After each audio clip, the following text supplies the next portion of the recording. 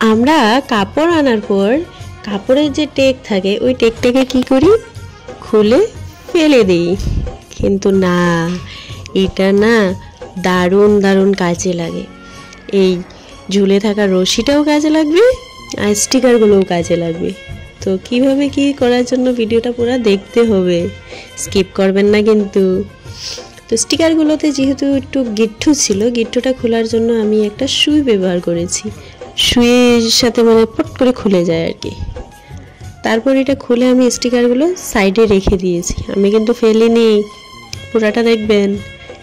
তারপর এই যে দড়িটা ছিল, দড়িটা দিয়ে আপনি ধরুন চাকু, হাতা বা যেগুলো জিনিস ঝুলানো যায় এগুলো জিনিস ঝুলিয়ে রাখতে পারবেন, আপনার চাবির রিং হয়ে যাবে।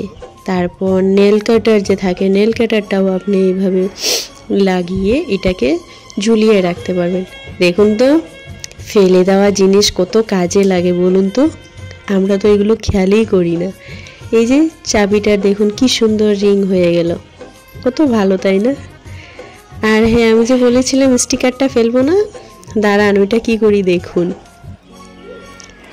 স্টিকার কখনো কি হয়, এই যে আমাদের মোবাইলের স্ট্যান্ড হিসাবে ব্যবহার হয়। এই যে দেখেন মোবাইলের কভারটা খুলে এটাকে পিছিয়ে এইভাবে একটু তেড়া করে রেখে এইভাবে রেখে দিলে হয়ে গেল আপনার মোবাইল স্ট্যান্ড।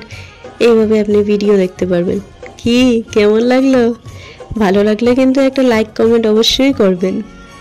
ধন্যবাদ।